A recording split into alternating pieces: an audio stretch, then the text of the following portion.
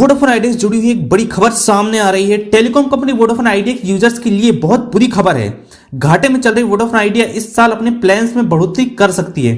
PTI की एक report के अनुसार कंपनी के एक टॉप लेवल अधिकारी ने कहा है कि इस साल टैरिफ को दोबारा महंगा किया जा सकता है, लेकिन यह पिछले साल नवंबर में किए गए टैरिफ हाइक और मार्केट पर निर्भर करेगा। अब इस न्यूज का आपके स्टॉक में क्या फर्क पड़ेगा, पूरी जानकारी देंगे, वीडियो में आखिर तक बन रही है।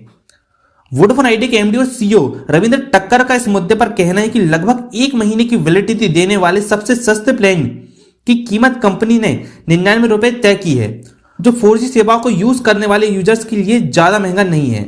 रविंद्र टक्कर ने कहा है कि इस साल फिर प्लान को महंगा किया जा सकता है।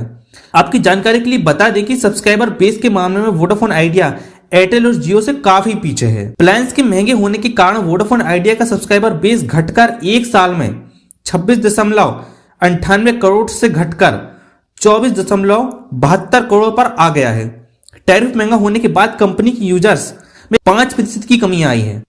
ये 115 रुपए का हो गया है, जो साल 2021 की तिमाही में 101 रुपए हुआ करता था।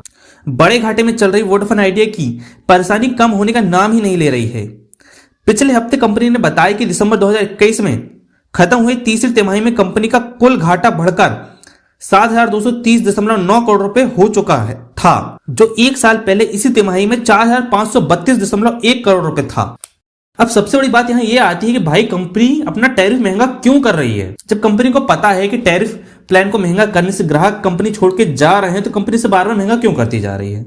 इसे इस तरह समझिए, मान लीजिए आपने कोई टेलीकॉम कंपनी खरीदी है, अब आप उसके मालिक हैं, ठीक है। आपको पता है कि आप टैरिफ प्लान महंगा करेंगे तो ग्राहक कंपनी छोड़ के जाएंगे, जिससे आप जो ये 100-200 रुपए पर यूजर्स कमा रहे हैं वो भी आप नहीं कमा पाएंगे, वो भी आपके पास से चले जाएंगे। तो क्या आप टैरिफ प्लान महंगा करेंगे?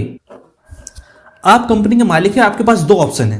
पहला ऑप्शन ये है कि आप कंपनी को बेच दो, जिससे आपको कुछ पैसे मिल जाए और आप सारे झंझट से बाहर निकल जाओ। आपके पास दूसरा ऑप्शन है कि आप कंपनी के टैरिफ प्लान को बढ़ाते ही जाएं और आप उम्मीद करें कि आपको मुनाफा होगा। ऑप्शन 1 को देखें तो आप कंपनी को बेचकर पैसे कमा सकते हैं, आपको कुछ ना कुछ पैसा तो मिल ही जाएगा, पर कंपनी आपकी नहीं रहेगी क्योंकि कंपनी आपने बेच चुके हैं। और ऑप्शन 2 में देखें तो आप टैरिफ महंगा करते जाओगे तो ग्राहक आपकी कंपनी छोड़ते जाएंगे और एक दिन आपकी कंपनी डूब जाएगी। अब आप कौन सा ऑप्शन चुनेंगे? आप कहेंगे कि ऑप्शन 1 सही है, कंपनी को बेचो और कुछ पैसा निकाल लो और कंपनी से बाहर निकलो। पर मैं कहूंगा कि ऑप्शन 2 सही है। कैसे, इसे समझते हैं। देखिए, कंपनी की कीमत क्या होती है? कंपनी की कीमत उसकी जमीन, इमारत, उसमें काम करने वाले एम्प्लॉयज और उसकी टेक्नोलॉजी, इस सब से मिलकर कंपनी की कीमत बनती है। और रही बात कंपनी के स्टॉक्स की, तो कंपनी के पास जितने स्टॉक्स हैं वो उसी के हैं, लेकिन जो स्टॉक्स पब्लिक के पास हैं वो पब्लिक स्टॉक्स कहलाएंगे, वो कंपनी के नहीं है। अब मान लो कोई नया खरीदार आ गया, उसने कहा मुझे कंपनी खरीदनी है, ठीक है। अब बेचने वाले को कंपनी बेचनी है और खरीदने वाला जो नया व्यक्ति है उसको कंपनी खरीदनी भी है। तो बेचने वाला तो ये जमीन और सारा इमारत और टेक्नोलॉजी, इन सब की कीमत मिला के कंपनी बेच देगा, जितने स्टॉक है उसको मिला के। लेकिन जो स्टॉक पब्लिक के पास है उसका क्या? अब कोई अगर कंपनी खरीदेगा तो वो चाहेगा ना कंपनी से सस्ते में मिल जाए। अब कंपनी की इमारत और इन सब की कीमत मिला दे, जमीन की कीमत, तो कंपनी का इतना पैसा तो वो दे ही देगा खरीदने के लिए। लेकिन जो स्टॉक्स है वो स्टॉक्स को ज्यादा से ज्यादा एक्वायर करना चाहेगा, क्योंकि जिसके पास कंपनी के ज्यादा से ज्यादा स्टॉक होंगे वो कंपनी पर ज्यादा कंट्रोल कर पाएगा। इसलिए जो नया खरीदार है ये कंपनी की ज्यादा से ज्यादा शेयर खरीदना चाहेगा। जो वो सरकार से खरीद लेगा कुछ शेयर अलग अलग जगह जुटा लेगा और बाकी बचेंगे बहुत सारे शेयर जो पब्लिक के पास रहेंगे। अब पब्लिक से अगर वो शेयर खरीदता है तो उसको पर शेयर 11 रुपए देना पड़ेगा। अब पर शेयर उसे 11 रुपए के हिसाब से खरीदना पड़ेगा, क्योंकि शेयर का प्राइस तो यही चल रहा है अभी करंट में।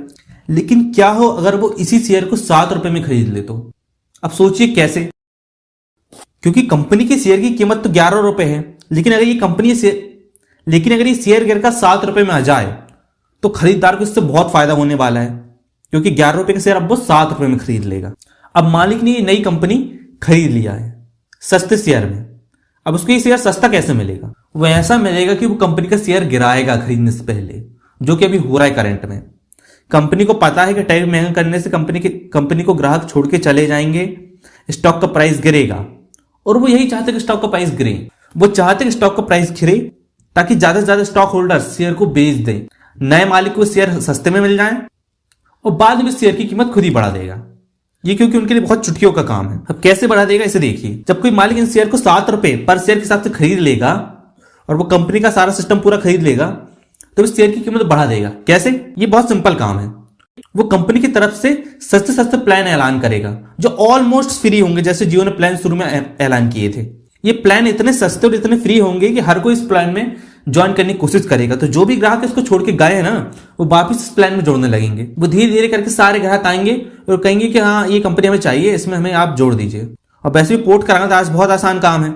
जितने सारे ग्राहक कंपनी को छोड़ के जाएंगे वो वापस इसमें आ जाएंगे, क्योंकि जियो का प्लान अभी मैक्सिमम 250 रुपए हो रहा है हर महीने का प्लान, जो कि महंगा है। तो अगर वोडाफोन आइडिया का नया खरीदार जिसका अगला मालिक बनेगा, वो अगर 100 रुपए के प्लान ऐलान कर दे, तो सारे कंपनी के जो यूजर्स हैं, ग्राहक हैं, वो कंपनी को धीरे धीरे करके छोड़ के वोडाफोन आइडिया में आते जाएंगे, जिससे कंपनी की कीमत बढ़ती जाएगी, स्टॉक हाई होते जाएंगे, कंपनी को मुनाफा होता जाएगा।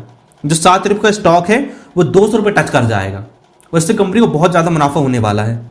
अगर आपके पास पैसा हो तो आप टैरिफ सस्ता कर सकते हो और इससे ज्यादा से ज्यादा मुनाफा कमा सकते हो।